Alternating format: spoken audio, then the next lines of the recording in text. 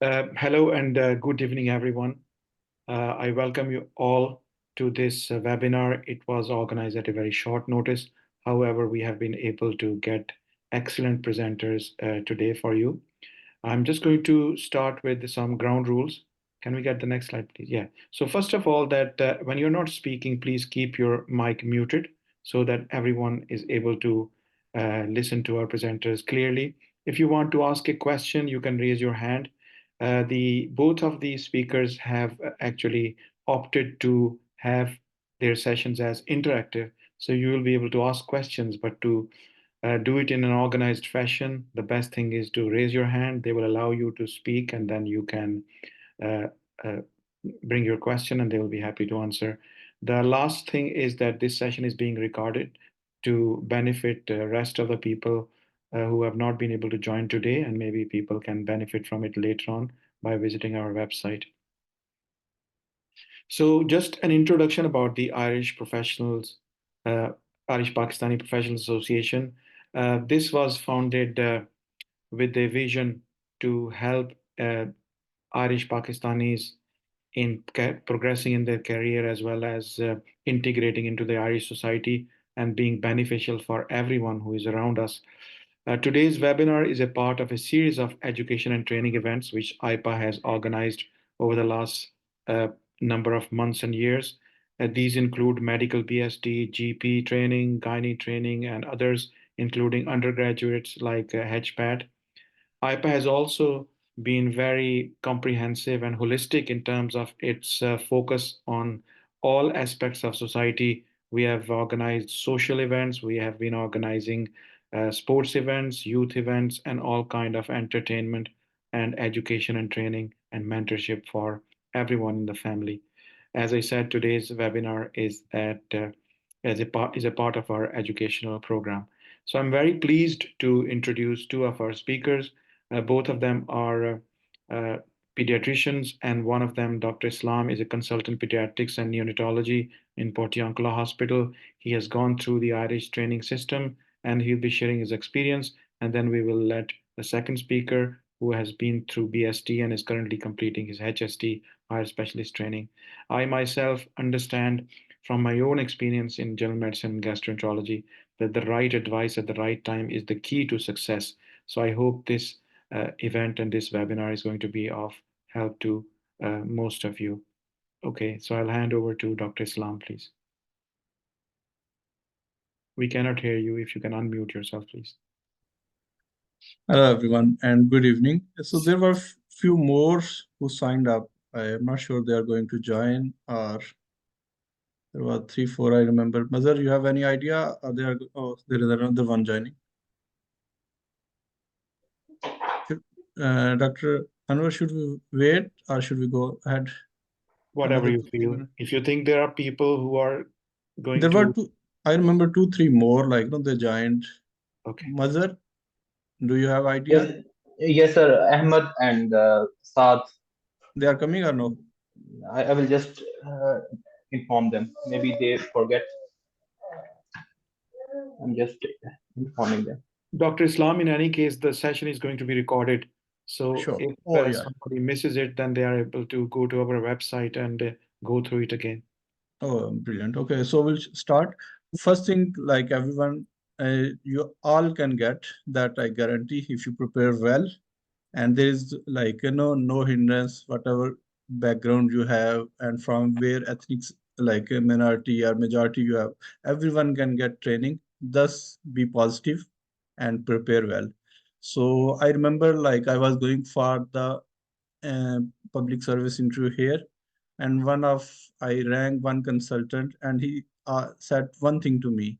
He said, "Islam, remember, there are only few people who are going to get, and you will get if you prepare like you prepare your prof exam. Like when you are in medical school or doing that, you are taking notes, you are making like writing down, you are preparing multiple time, and then you went for that. Now, what happened for all interviews? We go, and that day, like no, we did not do any practice beforehand, and that is the day when we are there, and we are like no first time going there without any preparation. before any work, we need to do beforehand. And the day we go, we are just blank. And that is the biggest hindrance. That is the biggest problem we So all I will request again to all the participants, please keep your mics on mute so that everyone is able to listen clearly.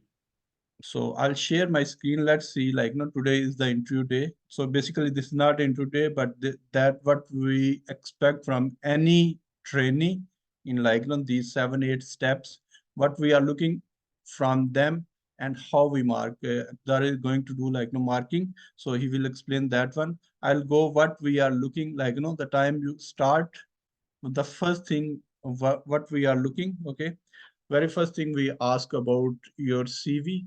Then normally it happens, as I shared already, 20 marks are for your CV and your achievements, and remaining 80 marks are for your interview on that day. So in your CV, always start. First thing is go like you are going physical interview. Most of the times now they are arranging on the internet. So most of the time we are sitting, we are just relaxed, like that, be behave like you are in the room and in front of everyone, and make sure your screen is not, you are looking at the camera, not on your screen. So this way it is going. You see my face? Yes, we can. Okay. So the look at the camera and be focused and sit relaxed. The very first thing we ask is go through your CV. You might have already submitted that one, but 99% cases, no one has read that one. And we are reading at that time, just 1 minute, 2 minutes before your interview. And then we'll say, okay, go through your CV. And most of the time, what we people do, so we start going through, I did my graduation from there, then I went to that, then I went to that, then I went to there. I'll say, just describe your CV in 3 steps. If you see my screen, there are 3 things I have written. Your clinical experience, you can say, I'm thanks for inviting me. I'm thrilled. I'm excited. I'm I'm here. I have this my year of pediatric experience, and I can divide my CV into 3 major parts. Number one, clinical experience.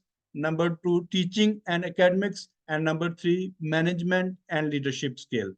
So divide your CV in three. So these 3 things people will remember. They won't interested from where you graduated, where you went. So in your clinical experience, you can simply say, I have done 5 year or 10 year or 2 month or 6 month pediatric experience, of which I have done in 2 countries, 3 countries. I have done fellowship from my country. So make these sentences and practice at home. That will be very first thing. Second thing, teaching and academics. Now here you can highlight yourself, so you suppose you can say all are very good people. They have done their FSC metric, and they were never when I went, I said one thing. I never repeated any exam in my life. And this is very true for all people sitting here, or 99%. So you can say it. And one thing, if you are going to sell yourself in that 5-10 minutes, and if I thought you are not a good one, I'm not going to take you. That is simple rule. And I'll take someone who says I am good, I am excellent. And you say, because if you are not going to say, someone else will say the same words and show me he is good, he is excellent, I'll take him. So say my teaching experience, you are teaching junior doctors every day, you are teaching nurses, you are teaching medical students. Say that loud and clear. And then academic wise, you have done all the you may have done fellowships and so and so. Say that one. And Sorry, third Dr. thing, Islam, we cannot yeah. see your slides. Do you want to share your slide or you're happy by talking only? Oh, sorry, I thought I am sharing. No, I think Just one second. One again, second. I'll Zubair go. highlighted this because he's very vigilant as No, always. that's I asked you. I'll try one more time. Okay, just one second. Uh, hmm. You see now? Sorry. Can everyone see? Yeah, it's visible now. Oh, thank you. Okay, so that is first thing. First question we always ask about your CV. Okay, and I'll ask you, like, take me through your CV because I have not read. You have submitted, and that's it. Okay, so tell me, like, no, start with that. Thanks for inviting me. I'm thrilled. I'm very excited to be here. I'm doctor, and make your like no name very small. Like no, I am Syed, I am Muhammad, or I am Malik, or very simple one word. Like no one remember the 5, 3, 6 words name. Okay, I am Dr. Muhammad. I have done like no, I am doing pediatrics. I have 20-year or 30-year or 15-year pediatric experience. I can divide my CV into three major components. First thing, my clinical experience. Second thing, my teaching and academics. And third thing, my management and leadership experience. Now, in your clinical experience, you can say I have done pediatric training, or I'm doing already 3 year or 4 year in like no general peds, or I've done neonates and this and this. So short, small. Second thing, again, teaching. You are teaching junior doctors, you are teaching nurses, you are teaching midwives, everyone. So say it that and clearly. And third thing, management and leadership. What is that? You are already making rota. Some of you are already making rotas. Some of you are already arranging weekly MDM meetings, or teachings, or drills. Say it. And leadership wise, you might be like in your medical school or somewhere, you might be the leader or leading person for the patient welfare society in your country or here. Say it. And these make points, people remember that one. And this is out of 10, you are getting the mark. Someone show me here, he's good, he can speak clearly, and within minutes I'll give him 9 or 10. Okay, so that is the very first thing we ask. Second thing we ask about achievement and scholarships. So like we are all doctors, we were best, and we are like we might have got scholarship in somewhere in our life, and that's it. Say it clear. And if they ask, make sure don't say anything you don't have the proof. If sometime previously we were doing the interview, like people said I have done this, I have done this, I have done this. Okay, and one consultant said, okay, how we can like make sure they have done, so let's get the proof. So if you don't have, don't say. And distinction wise, you might be having distinction in anatomy or physiology. Say it. That is your achievement. That is your scholarship. And since you submitted your CV, you might have done your audit. Say it if you have. You might have presented poster. Say it. And you can say, you can show them. Like, since I submitted my CV, I have done this audit, I have done this poster, and it has submitted, published this order. Everyone count mark, and we are again marking you out of 10. Okay, so some most of like you might be getting 4 5, or another person getting 8 or 9. So if you have, say it and show the proof. So these are the first two, and you might have already submitted. You have all submitted, but we will be marking. We have not read that one, I guarantee you, and no examiner has read. So go through it, practice it, and say it. Next thing, we go how enthusiastic you are for this training, like and then we ask you some like random questions. Okay, so why you want to be pediatrician, or what attract you to be peds? What are the qualities of good doctor? So write 4 5 qualities, okay, and practice it, practice it, practice it. Don't go blind. These will be the question. Why you think adult pediatrician and is different from the like adult physician is different from, okay? What like why you want training in this country? Okay, so usually we don't ask this question, but we want to ask in hidden words, code words, like tell us why I give you training. Because the reason is we are not going to train the physician. In this specialist training, we are looking for people who are the leader in future, who has to bring all the changes for this country. And look, we are looking for that, and you should be ready, like, and then we ask one question, mostly like, what is BST? And I have seen, like, a lot of people, the time we ask this one, they say, oh, this is 2-year training. This is, no, this is not 2-year training. This is 3 things. Like, this is clinical experience, this is study days and compulsory courses, and third thing, it is the exam. So make sure you answer that way. Don't say like, oh, it's 2-year training run by the RCPI, and you do like, you go to different hospital and complete. No, that, yes, that is a clinical part only, but there is study days and compulsory courses, and third part is you have to finish the membership exam before finishing your BST.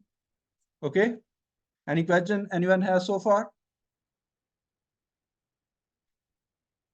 Okay, now we come to the clinical questions, and that is usually the fourth, like, system wise. And usually they are ED questions, like, suppose, let's say, a child having croup cough came to you at middle of the night. Take me through initial step and management. Or a child with gastroenteritis who has dehydration, who came to you, how you are going to assess that child? Or a child having epileptic seizures, already admitted, now febrile, how you are going to assess and manage these child? So we are looking for 2 things, your initial assessment and your management. So when I say assessment, like, there may be the DK chart, all the emergencies, 5-6, write down 5-6 emergencies. Everyone is going to answer these questions, like, 200 and 200 candidate going to answer these questions, like, I will give the maximum mark to the one who give me the best answer. And best answer, all, you, like, you do every day the same thing, but how to present yourself. Okay, the first thing, when I say take me to initial assessment, okay, you can start with the history, or you can say the very first thing I look for, like, there is nothing danger to life in this child, and like ABC.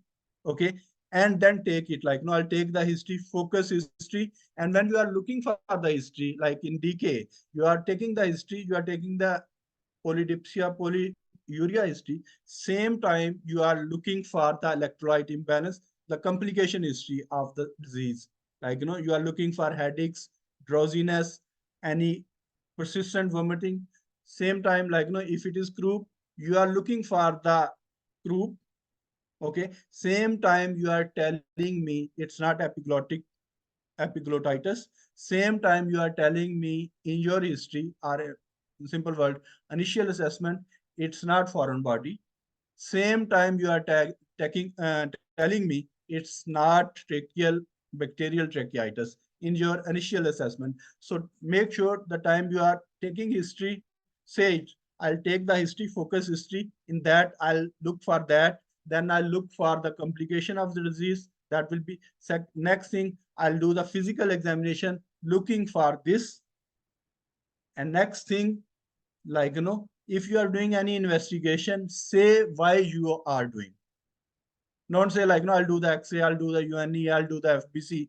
What you are looking in X-ray, what you are looking in UNE, what you are looking in FBC, explain to me.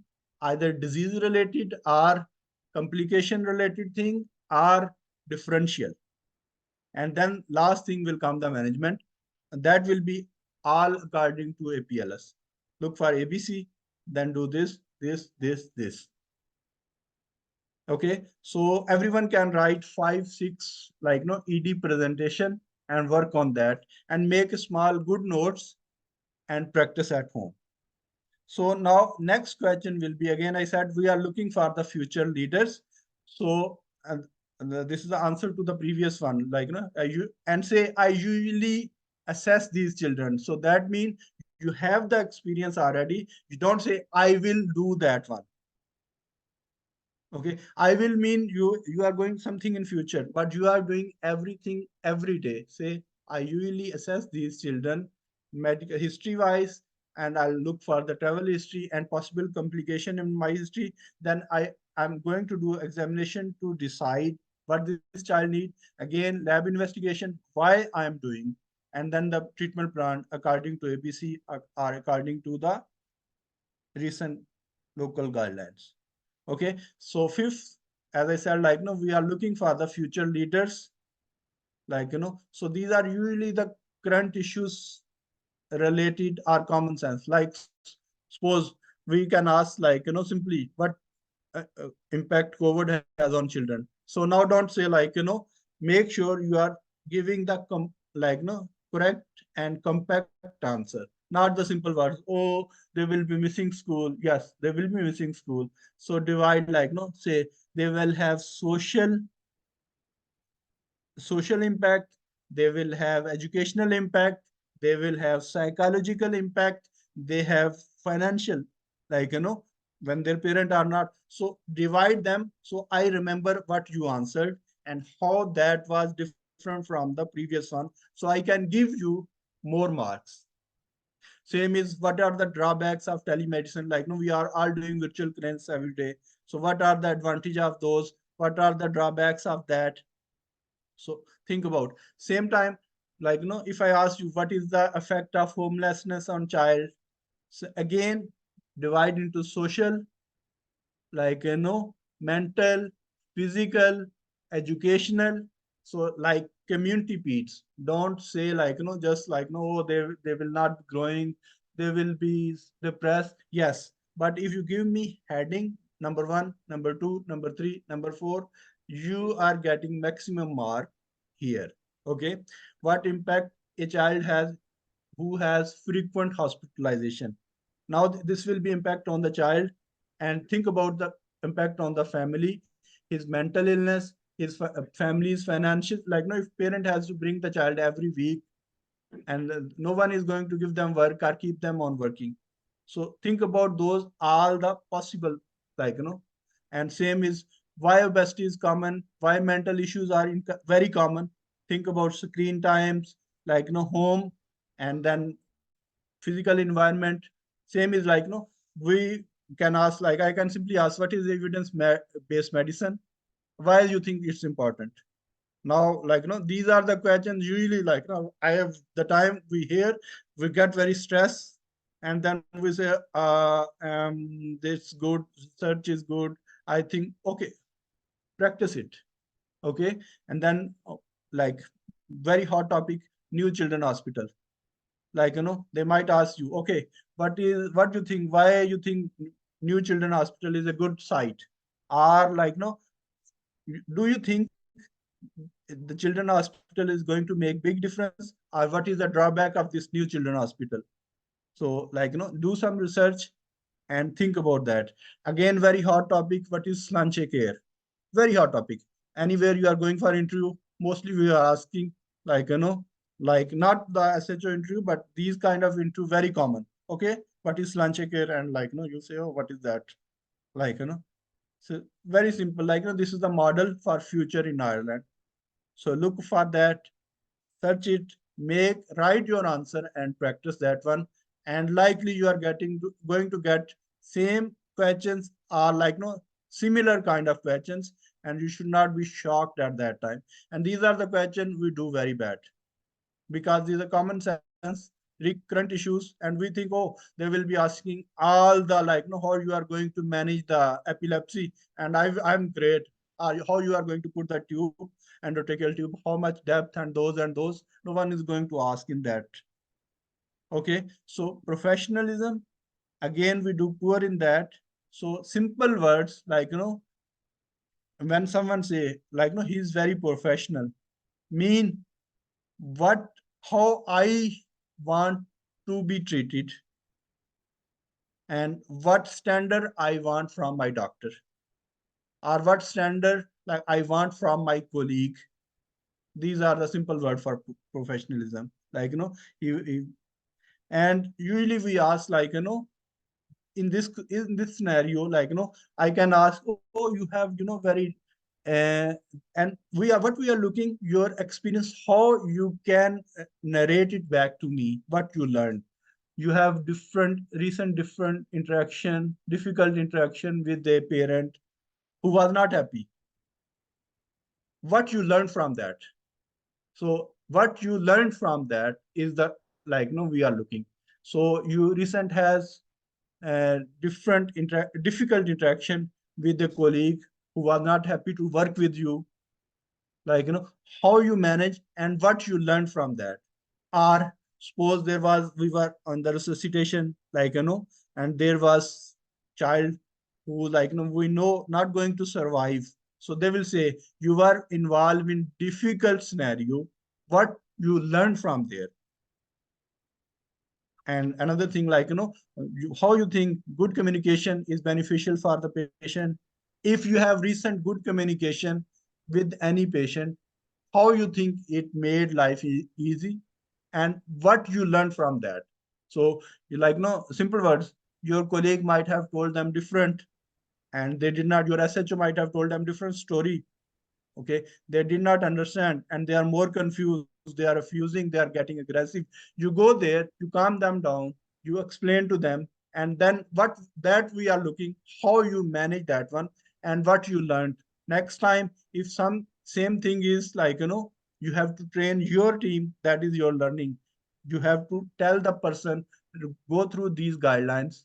Okay, train him and tell him, when you go, take me with you. Okay, so these are what we are looking, what you learned.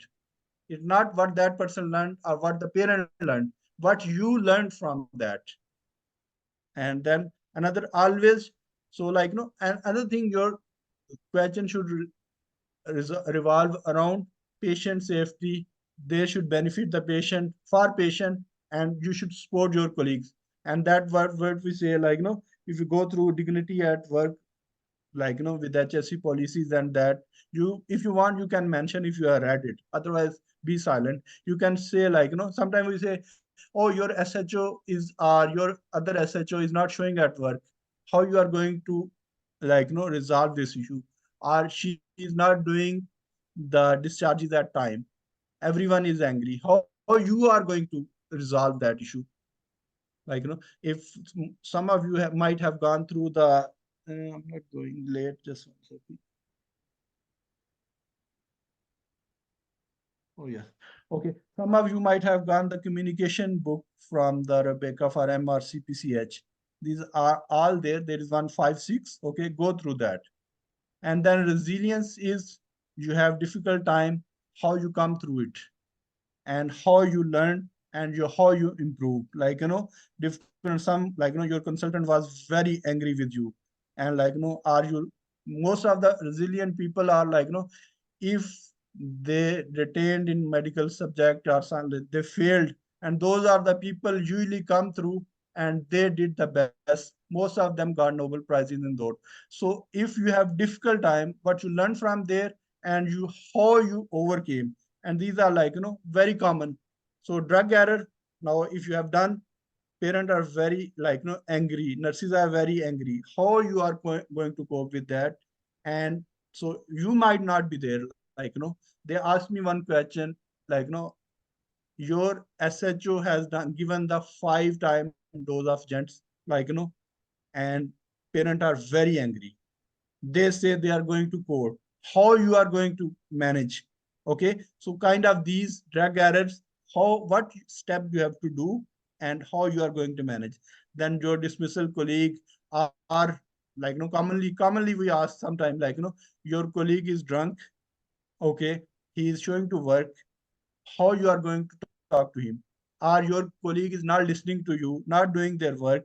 Or we have a complaint from HR, parent has complained to HR about you, how you are going to write back to them. And same is, like, most common, like, your colleague is sick, she say, I'm not coming, it's a weekend, evening time, how you are going to manage this one, what are the steps. And same, if a parent are refusing to do heel prep, okay, now, like, you have to talk to them, how you are going to solve this issue, how you are going to convince. And the last thing, and usually these are the seven, and will mark you, and you all can get. The only thing is, if you do, if you write down, practice among yourself, there are 14, 15 people here. If even you do every day one question and go through and write and practice again and again, practice at home, ask your and the colleagues who has done the BST, our local or Irish colleagues, what question they ask, it will give you broadness of mind, and you will be well prepared. Anyone has any question for me? Thank you very much, Dr. Islam. I must say that this was a very comprehensive, detailed overview of the interview process and the way you have uh, dissected it into smaller components. I think it's going to be extremely helpful. Of course, the floor is open for questions. If people do not have any questions at the moment, we can address them at the end of the next session, which is again going to be very exciting.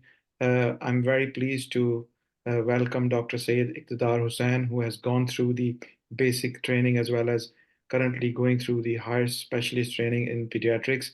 He has been successful in what many people are trying to achieve, and he's going to go through his experience and give some advice and insight into this process. Over to you, Dr. Hussain. Thank you very much, Dr. Malik, and thank you very much, Dr. Islam, for your nice presentation and detailed talk. And thank you very much for IPPA for arranging this webinar. My name is Iqtidar. I am currently a first year SPR working in Limerick University Hospital. I did my BST started in July 2021, and first year in Mayo and second year in Limerick, 6 months in Cromlin and 6 months in Coombe for my units. So, like Dr. Islam, unfortunately, due to the deficiency of time, I didn't prepare any PowerPoint slide, but I am going to share my screen to talk about a few things regarding BST, and then I will share my own experience of BST interview. That was 2 years back, but I remember a few of the things from that. So first, I'm going to share my screen there.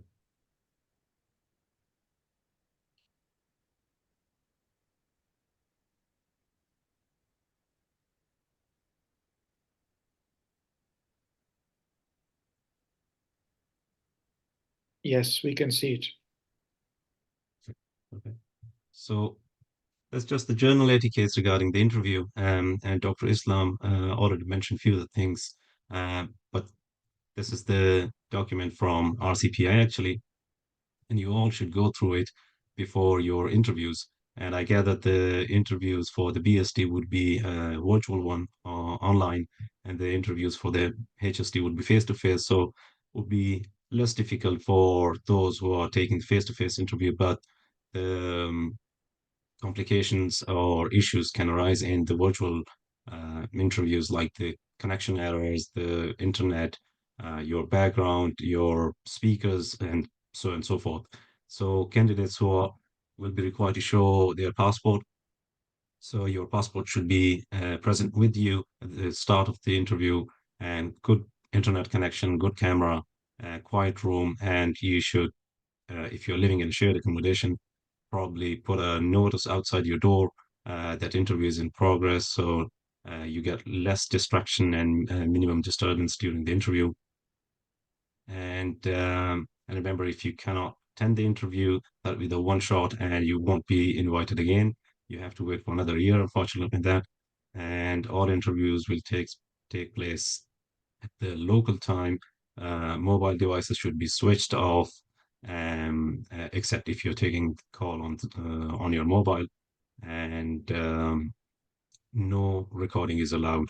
So make sure that there is no camera behind you, or you're not doing any recording of the screen. So that's journal etiquettes regarding the interview. And then similarly, the breakup of the interview scoring. So if you look at the different components of the interview, you can say that you can get about 80% of the marks from your interview. That will be your clinical acumen, 2 questions, your enthusiasm and achievements, which Dr. Islam talked about. They just want to see your enthusiasm regarding pediatrics and the training and how serious you are about pediatrics. And lastly, the professionalism, resilience, and system thinking, that would be comprised of 2 questions as well. Different scenarios, which Dr. Islam mentioned. They can give you different sort of scenarios, and I'll go through my experience in a short while as well. So that makes about 80 marks in total, and 20 marks which you will be marked prior to your interview already. That would be based on your undergraduate academic achievements, your audits, research, publications, posters, oral or um, visual posters. So you'll already be marked in these 20 marks, this category, and you can get and then in your interview, you will be down to these 80 marks, and you have to score maximum in these 80 marks to be competitive for the interview. And then just regarding the breakup of um, this category, research and other qualifications. Um, so they'll give you maximum of 10 marks, and the highest marks for this category is obviously if you have PhD, then they that will give you 4 marks for that, and if you have um, another degree or master's, 3 marks. If you already have that, then that's an edge. And if not, then you can get maximum marks by doing any research or audit or local or international presentation to get these extra marks. And lastly, uh, that's one of the issue for us Pakistanis getting the centile certificate from university. That again gives you maximum of 10 marks. And by not providing the centile mark, you'll get the minimum marks of 2. And if you provide your centile certificate from university, that can give you and the certificate from university says that we do not provide centiles, and that's just a documentation that so and so students studied from this university, and we don't provide centiles. So that again, by default, will give you 4 marks. But if your university gives you a centile certificate and you are scoring between 70 to 90, that will give you 8, and above 90, 10 marks. So same happened to me as many of the Pakistanis. I provided the centile certificate from university stating that we do not mark our students by centile or decile system. So I imagine I got 4 marks for that. So that's that. And if I talk about my interview, again, for interview, dress up nicely, although it's the virtual interview, but prepare yourself as you would go for any face-to-face interview.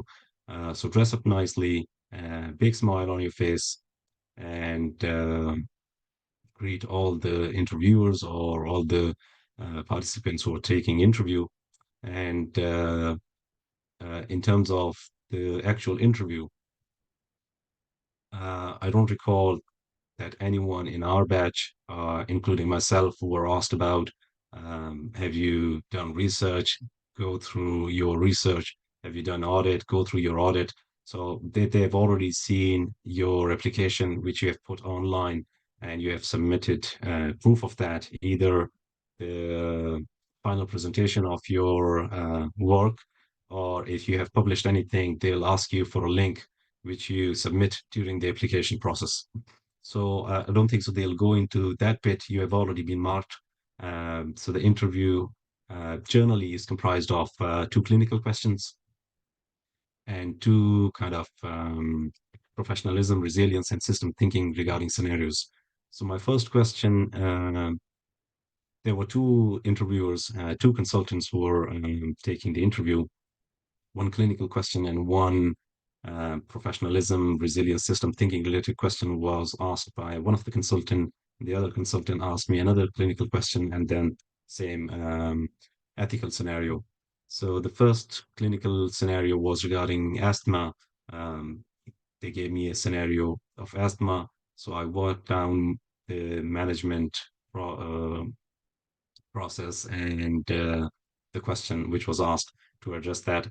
And usually you go by, as we have learned in our medical schools as well, like by your history, then what you would like to do in your examination, and then what would you like to do in your investigations, and then comes the part of management. How would you manage the child? And in BST interview, because you are interviewing for an SHO post, and you are not applying for any registrar post or SPR post, so you have to keep limits in your mind as well. They would like you to verbalize when would you like to involve your seniors. Uh, like, do not go up to the intubation. I would like to do intubation. No, that's not your job. At the point where you think that the child is critically ill, you have done your initial steps A, B, C, D, and then start your initial resuscitation steps, and at the same time inform your immediate senior, which could be registrar or on-call consultant with you. Because if a child is that sick that needs intubation, your immediate senior colleague needs to be involved in the management of the kid. So be mindful of that, in the clinical scenario they give you in the BST interview, you have to verbalize that at this point, I would like to involve my senior registrar or on-call consultant. And my second clinical scenario was group, uh, barky cough, 2, 3 year old kid came in with barky cough. You did steroid nabs. He wasn't responding. You go down to the adrenaline nabs. He wasn't responding. What would you like to do? So when I verbalized that, I involved my senior colleagues, and at the same time, I would inform the anesthesia colleagues as well to have to come down to see this child for further um, assessment or possible need for intubation. They were kind of happy with the answer, and then ended the clinical scenario. Coming to the ethical scenario, my first ethical scenario was regarding a difficult. Your nurse on board is not following the orders written by yourself. How would you deal with this scenario? So again, the like there is no exact right or wrong answer for these ethical scenarios. You can answer any of the scenario in many different ways. But I think, as far as I remember, I answered that scenario. I would talk to the nurse, would ask about the reason why is she not following the command or the orders which I've placed. If by asking that, you would at least get to know what the reason behind. Is it just that she doesn't want to work, or is it that you have missed something against the local policy or local guidelines? So talk to the person who you are engaging with, and then um, again explain your rationale behind the order you have put. If you can explain that by showing him or her the local guidelines that this kid, for example, the child was admitted for neuro observation and you have asked for 2 hourly obs and they refused to do 2 hourly obs. They said that no, child is fine.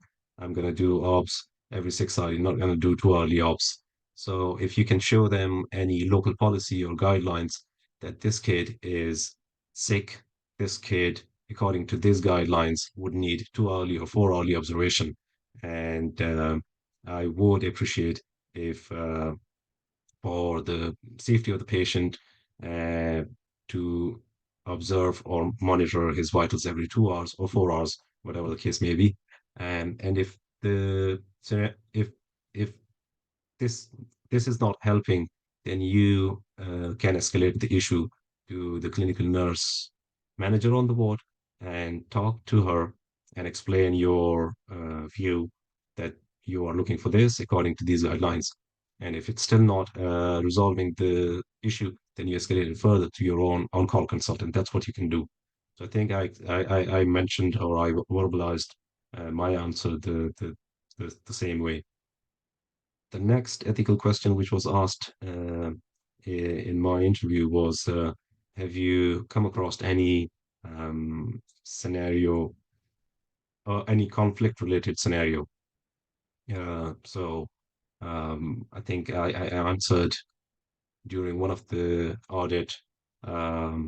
My co-worker was a bit slow, I think, and we were having difficulty achieving our deadlines. So we sat together, we set some goals and distributed the jobs rather than haphazardly doing the jobs like collection of data or etc. So we sat together, we did the job distribution, set the goals, and started working on it, and then regular feedback from each other. Then that worked out, and we finished the audit on time and in a nicely manner. So that was conflict resolution answer and management. So that covered few of the bits for me. Conflict resolution, management, and leadership because I was leading the audit. So if you have already come across any scenario like that, perfect. If you haven't, you can hypothetically create an answer. And I would say prepare a few of the scenarios for yourselves.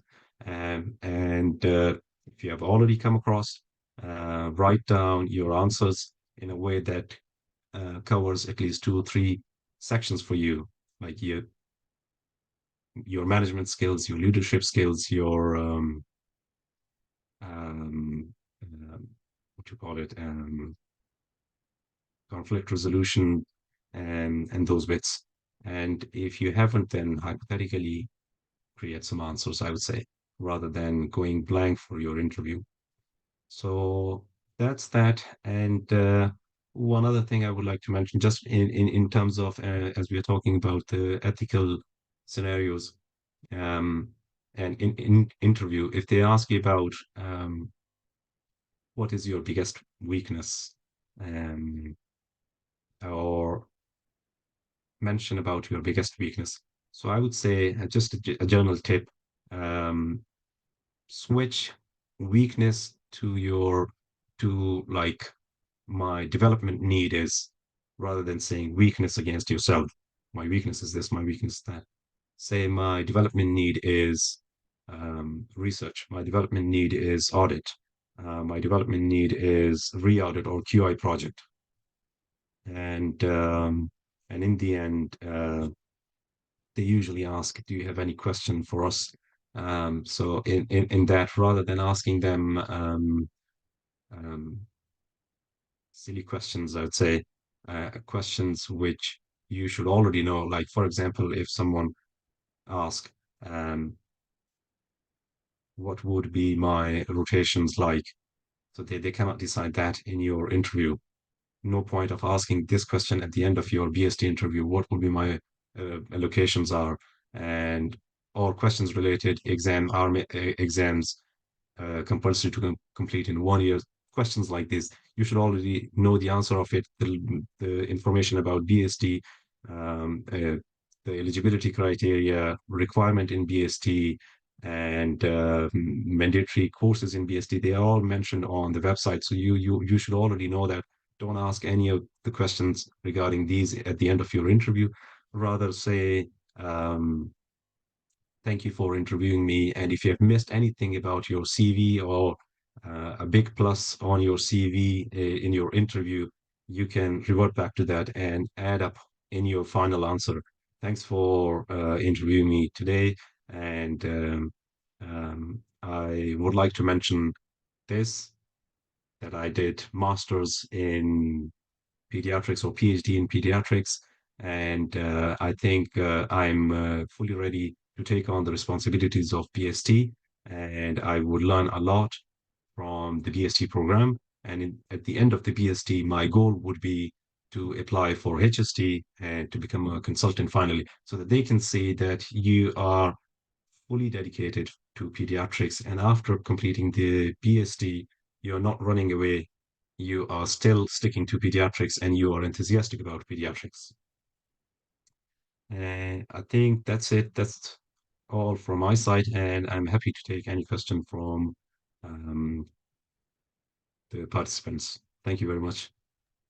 Thanks very much, Iqtidar. I think it was a realistic overview of what actually goes on during this interview process. And being I've been through this process as a trainee, and then now we have interviewed for medical BSTs as well. And the general principles are the same, as you rightly said. Sometimes the best answer is that I will escalate this issue with my senior rather than trying to come up with the answer and making it up. I mean, as Dr. Islam has alluded to, patient centered, patient safety, patient. That is the gist of the matter. Everything that we do as physicians and as healthcare professionals is with the patient in the center. So, whatever statement we make, never in any situation we can compromise patient safety or patient well being. Yeah. Sorry, doctor. I just forgot to mention one last thing that I would like to share with the participants. That if you, or unfortunately are not successful in your BST interviews, you can appeal the decision, and the criteria for the appeal is clearly written on the RCPI website. There are only two grounds they accept the appeal for. First, if there is any clear evidence that the RCP interview panel materially failed to follow their own conventions or rules. And the second criteria, if there is any additional evidence that you can provide which can change the outcome. For example, the decile centile thing that we talked about. If by at the time of applying for BST, you didn't have the certificate, but later on you get your hands on the certificate and you think that you can add up extra 2 or 4 points. You can appeal the decision, and it should be within 3 days after you get an email from RCPI. So they'll do informal review of the appeal. And if you are not satisfied with the informal review, they are bound to reply in within 10 days, I think. And if you're not satisfied with the informal review decision, then you can do a formal appeal. And there's a form you need to fill for that, which is available on the RCPI website, along with €150 fee. And I think they have to decide a meeting regarding that within 3 working days as well. So just for the sake of information, so everyone is aware, and if needed, they can apply for that. Thanks very much, Iqtidar. That's very helpful. So I would encourage all the participants to come up with any questions they might have. We still have 7 minutes at least. So if anyone has any questions, they can unmute and ask the question from the presenters directly. Can I go one quick thing, like, no, as Iqtidar mentioned very quickly, for Yeah. the ethical questions, when we are solving these issues, we need to look for the 4 steps. First thing, I'll try to talk to that person myself, like, personal level, then immediate or shift in charge level, then supervising consultant, and fourth step is the HR. So when I say, like, no, personal level, if say your colleague is not making discharges at time, or your colleague is drunk today, your consultant looks drunk, okay, like these are the nurse, she's not following your orders. So for that personal level, I'll talk to that person. And so say simply, like, no, I usually talk to these peoples. I ask them if they have any question, are they are going through any tough time, what help I can provide them. Suppose that person who is not completing the discharges, he might not know how to use the computer. If I can teach him, or he might not have the logins. If I can give him, he will be better, rather than escalating. So personal level, I'll talk to that person, look for what's difficult time he has, why this thing is important. If colleague is drunk, it's patient safety issue. We need to say that one, this is very important for us because this is very important for our patient, and he can't manage this, when he is not in his senses. So I'll talk to him. He may be going through tough time at home, or his family, or he is going through his training. So we need to say that one. And fourth thing is what offer I can provide. That is the first personal level. Second thing is I'll need to talk same day to the shift manager and let her know. Or it may be the nurse manager, or it may be consultant if we are doing that day. Okay. If things still continue going on for few days, then I need to talk, escalate to the supervising consultant for that person. And fourth thing, if still things going on, the supervising consultant usually escalate to the HR. So make sure you have all those four steps in mind when you are answering that one.